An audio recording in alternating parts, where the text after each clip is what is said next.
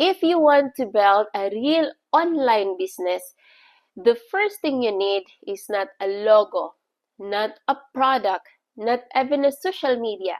You need your own domain name. Because if you don't own your domain, you don't truly own your business. Most beginners start with Instagram, TikTok, or Facebook, and that's okay.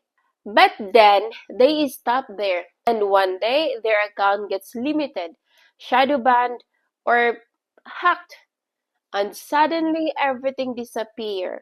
No website, no emails list, and no control. I learned this the hard way. That's why I decided to build my own foundation properly. I personally use TaskJill to register my domain. It's UAE based, very affordable, and beginner friendly. You can buy your domain, manage it in the same dashboard, connect it to your website or funnels, and even set up professional emails, all in one dashboard. Your domain is simply your business address on the internet. It allows you to create a website, build sales pages, connect payment, and create emails like info@yourbrand.com. This is the difference between saying I'm trying something online and I run an online business. Here is how simple it is.